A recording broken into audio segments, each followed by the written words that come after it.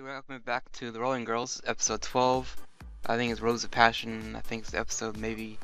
I couldn't find the title of it, but yeah, so this is the final episode. We finally got here, and after weeks and weeks of doing these, and it's gonna be our last top 5 moments of this episode for this season. So, yeah, it's been a fun ride, and I have Skyline with me. Hello, everyone. Yep, we're here to do it, and I'm sorry, my top 5? Or, actually number 5, anyway. The amount of crazy, over-the-top explosions and like general chaos in this episode was great. I mean, there's always something going on in the background. There was like explosions and missiles flying everywhere. There's a few shots of, I guess, they reused the animation on some parts, but I'll forgive them because they're getting to the end, so they probably need to hurry up and get it out. So, but yeah, for me, it was just insane seeing all this over-the-top stuff going on, and just especially when the girls were carrying that, I guess, like the shrine thing out.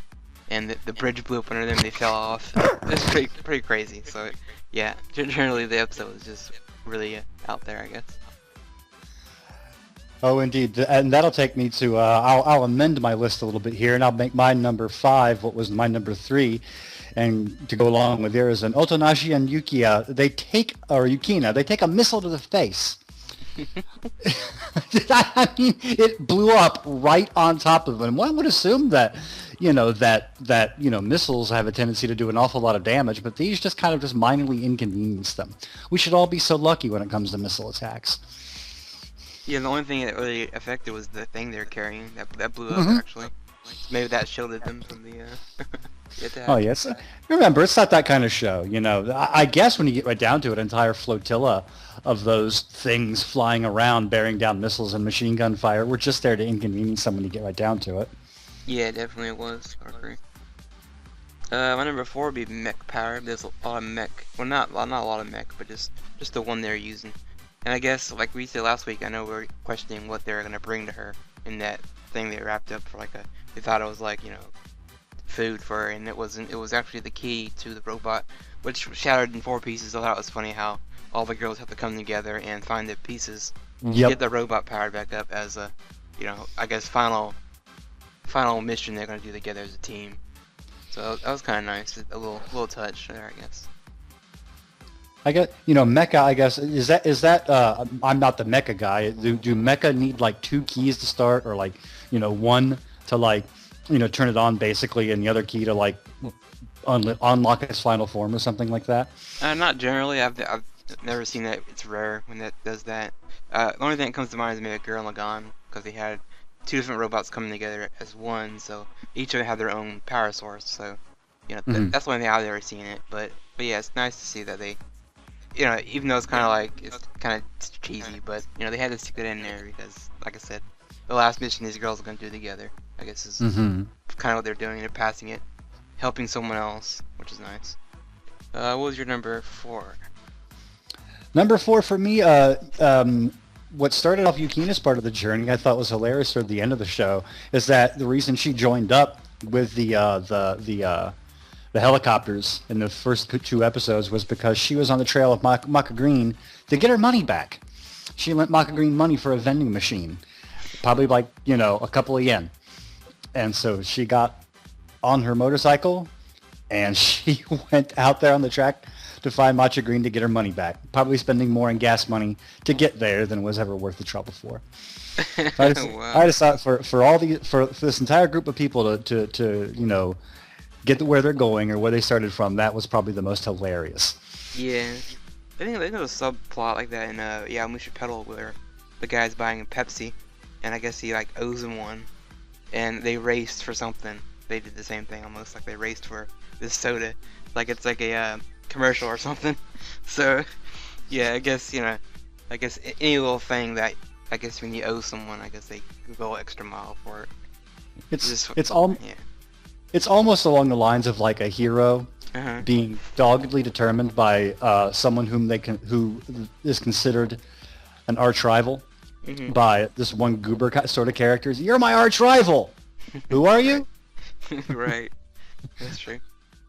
Yep. Right. And goal number 3 with they finally revealed that Squid's name. They probably did it before and we just didn't recognize it. Otome and Chihaya's mom. They at the end of the episode after everything kind of cools down, he's I guess working on the spaceship thing, and she sees him, he doesn't recognize him, and they kind of like, oh, hey, wait, it's Professor, and they kind of look at each other, and I guess a nice moment between them. And you had Malcolm Green kind of watching, and she's kind of blushing. That was pretty fun when they dragged her away because trying to give those two a moment together was pretty funny. But yeah, it was a nice moment between those two.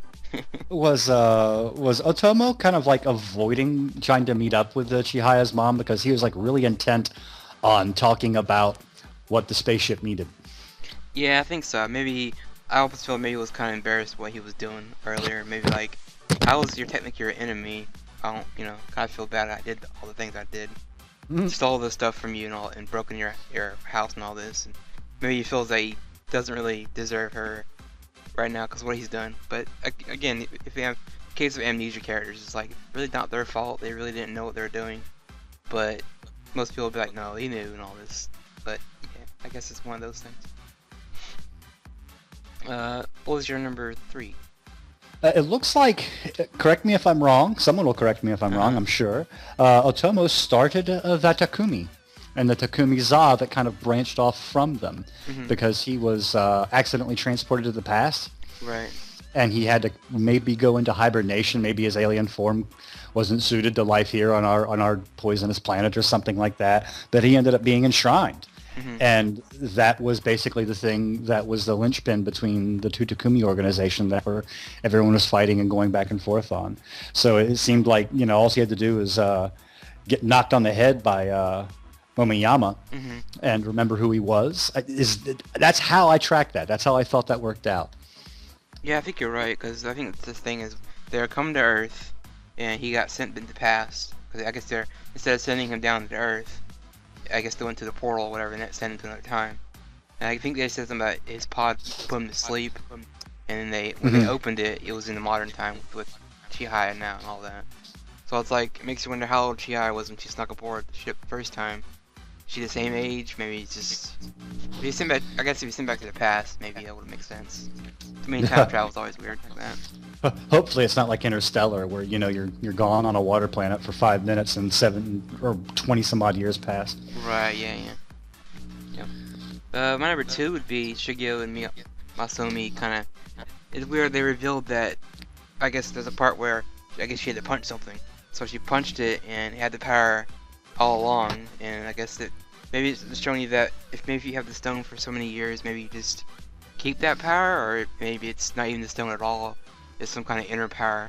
Maybe you had it all along. I don't know. It's kind of weird. I mean, they made so much a point to have the stones as being the way you get your power, but they kind of threw it out the window. Like, no, you don't need it. It's kind of felt that was kind of bad writing, in my opinion. I don't know. Maybe it's something that answers the need, or maybe it's a situational sort of power. When you were talking about that, I'm reminded of a Marvel Comics character called the Man-Thing, which is a ripoff of the Swamp Thing when you get right down to it. Really, like not even a C-list character these days, D-list character. He knew Howard the Duck, so I guess that's good. But one of his powers is that you would catch on fire in his presence if you were afraid. And considering that the Man-Thing was this misshapen, ugly, horrible beast that yelled at you and howled at you, how could you not be afraid and not catch on fire? So it just seems like one of those situational things for both Shigyu and Masami to kind of like have that power all along or something like that. Yeah. I mean, for me, it's like a shonen thing where a character, they're being beaten and they're almost gonna die, so they tap into this unknown power they had, but they didn't really, use it, and they magically can survive. And with this, it's almost the same that they've been saying, oh, they haven't met the stones in so long, power's down, they're just normal humans, and they'll say, nope, not anymore.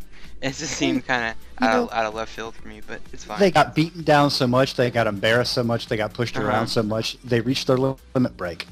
Yeah, pretty much. You just smack, unlock power, limit break, clear the field. Right.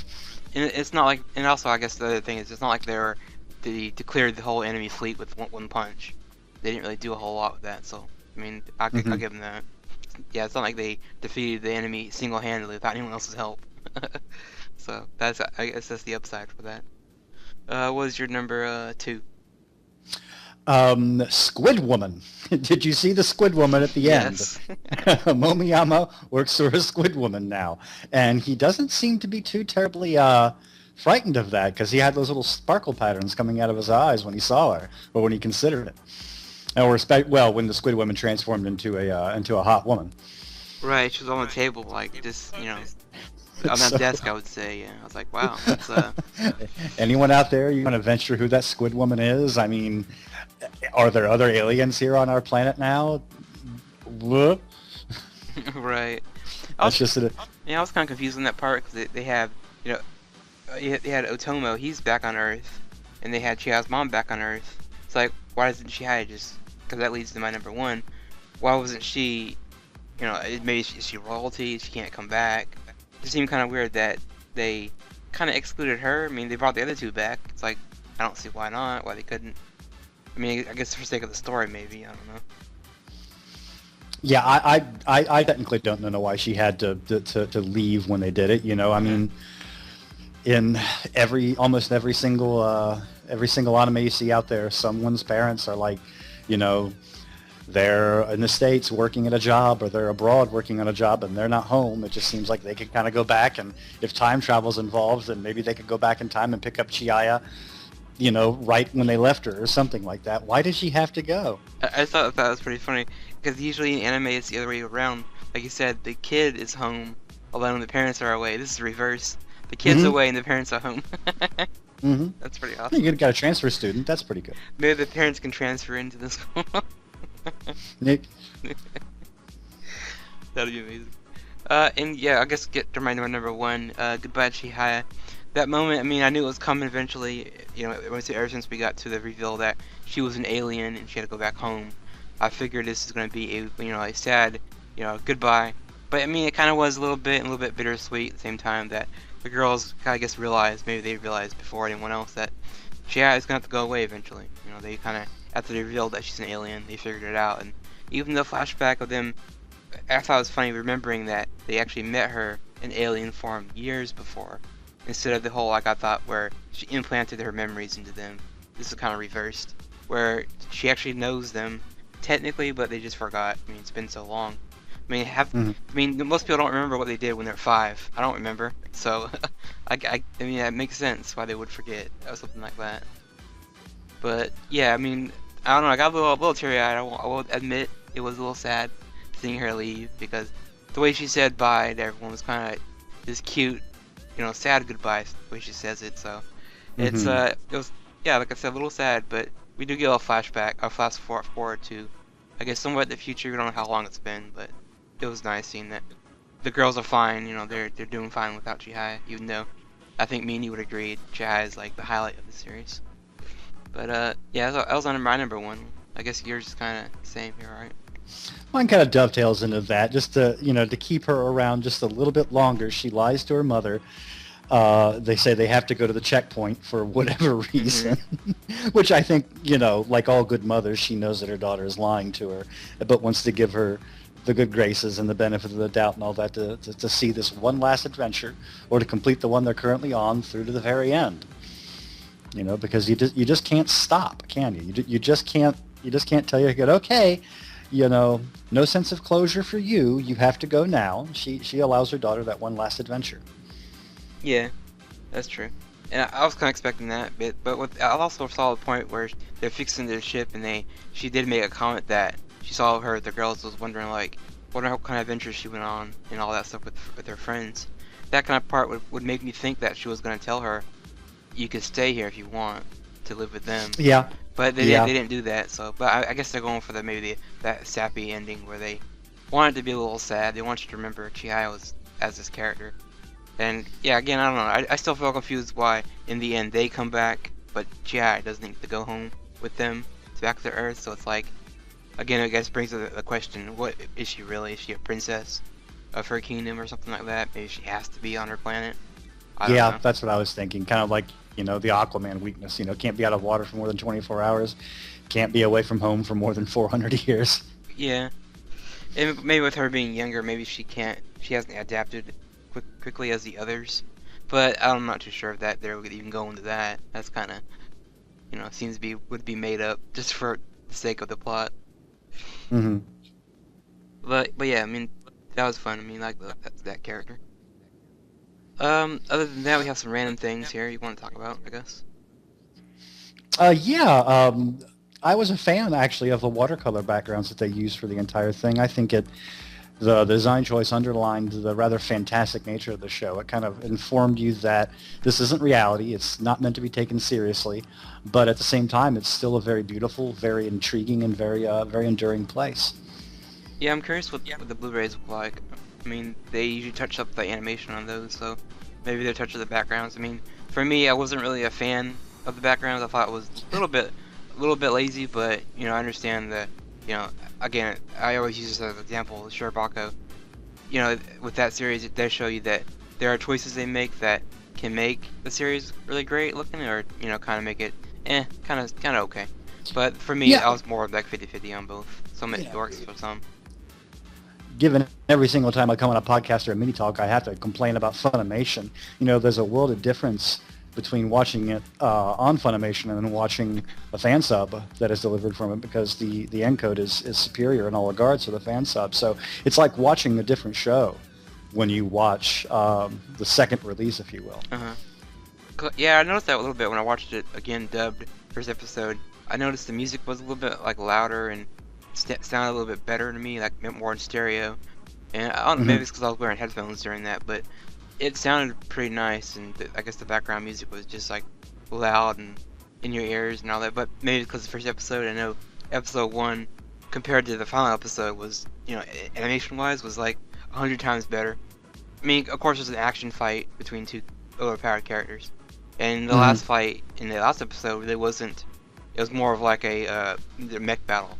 And the mech battle wasn't really a mech battle, in my opinion. It was more like a tank. She was basically flying in a tank, basically, I would say. More or less, yeah. Right. And I know you have something about the animation down here. There were some, like you said, some derps. But, I mean, for me, I noticed a lot of people didn't like it as far as animation, but, I guess because maybe everybody has such a high regard for Wit Studios. I mean, they did Attack on Titan, a bunch of great shows. But, Attack on Titan's really all I think they're really known for, in my opinion. Yeah, for me, they're also known for the that demonic version of The Office that came out last year. I can't remember the name of the exact show, but it was basically the Japanese hell version of The Office. Is that Servant X Service? No, not Servant X. Okay. I can't remember the name of the show now. It's a full Japanese name. Like I said, the Japanese version of The Office and Japanese version of Hell, basically. But they did that series, and that was pretty done. But name a studio, they're probably going to have some animation fail midway through. And, everyone's trying to beat the rush and trying to beat the deadline. Something's going to pass through. And now that it seems like the excuse of we'll just wait for the Blu-ray seems to be just the excuse, doesn't it? Right, yeah, it does. Oh, the series you're looking for is Hozeki no Retsu. That's the one about the demons out, I watched 3 episodes of that, but I fell off after a while. It was like, yeah, I get it, it's funny, but I don't really care anymore. but yeah, I mean, like you said, I mean, every studio is bound to have those duds that don't really explode, like, in my opinion, if Wood Studios didn't get Attack on Titan, they probably would not be anywhere on anyone's radar right now. But since they got that series, it kind of exploded for them. I would say the same thing for like studios. Like if Shaft ever never got Monogatari, they probably wouldn't be as popular as they are now, because Monogatari is a huge franchise. That's true. I was about to argue for Madoka, but it came later. Right. Yeah. And yeah. that was an original. And that's an original story, and just the kind of thing you want to do when you want to stretch your studio legs. Oh yeah, definitely. But yeah, generally a lot of studios. I mean, there is really no perfect studio. I mean, as much as I like Shaft, they have bombs that don't do so successfully. So, but UFO table? Yeah, I mean, I think they have some. I have to go through their backlog, but they don't really have a lot of shows to pull from. True. And I guess the last thing I'm going to mention is Yukina. I mean, I did notice at the end they did show like maybe what they did afterwards was kind of cool. They had I guess she's exploring the world with the squirrel that kind of came out of nowhere. I guess that's her pet. I don't know. That part was weird because both characters are looking at each other, and they both grin, the same exact animation for the same faces, Yep. and they're just like, okay, team up, and they I found this so weird. And then he transforms into a buff kung fu guy, Yeah, that did buff happen. karate guy. Yeah, Maybe, I don't know. She was with some guy training on a cliff because that's what characters like her do to reach level 3. yeah, apparently. And Yukina, I would mention that. Yeah, she does look better with long hair. I would say, yeah. And with that and the ball cap, I guess it's something about that combination. I don't know why it looks cute on her, but I guess it does.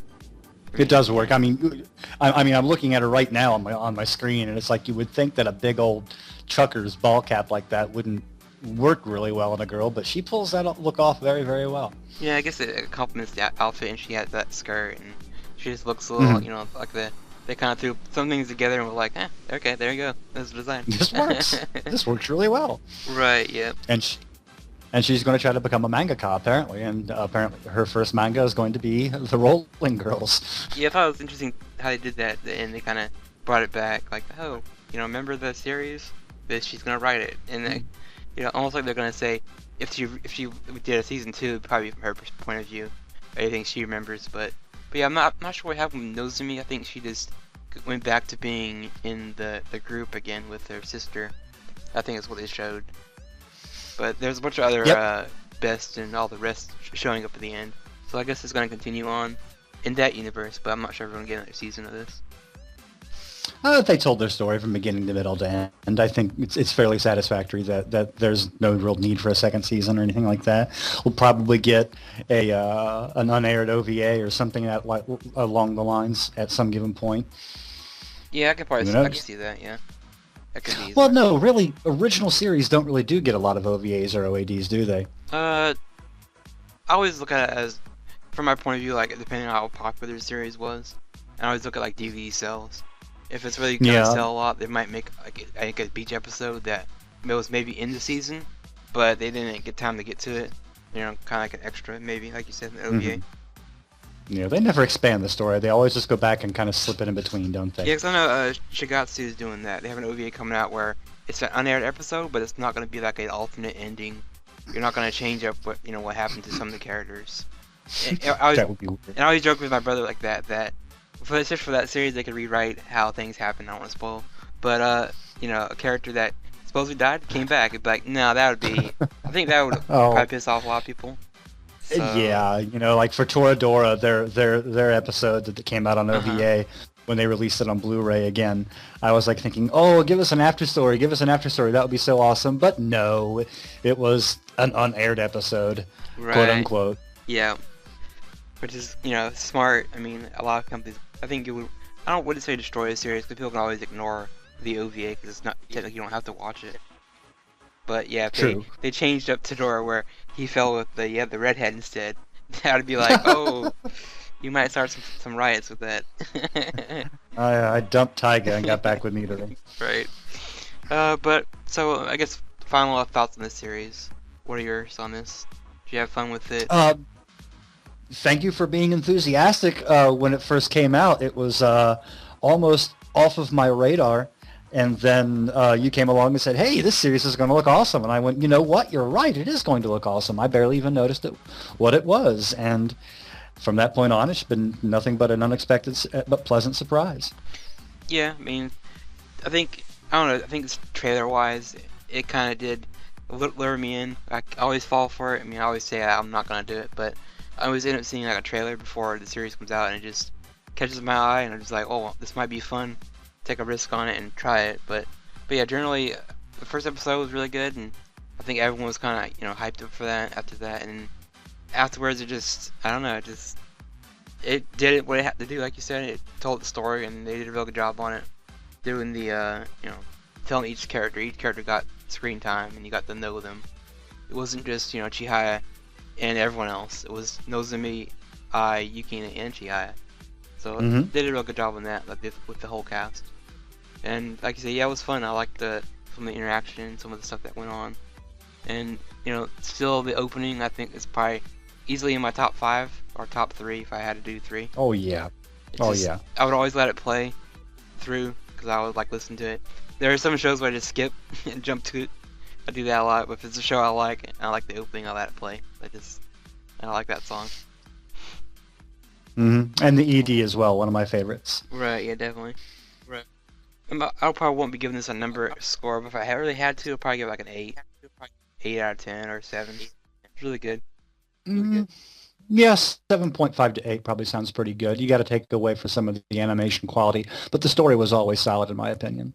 Yep, definitely I can agree on that. So I guess that's it for this episode and the series. So I guess, like always, I'm sure you're gonna let us know if we're wrong or, oh my God, Red Studios is God, they can't do anything wrong. And yeah, so yeah, for Skyline and for myself, we'll see you guys in the next main talk. I'm not gonna tell you what we're gonna do. Keep that a surprise. So, yep, see you guys next time.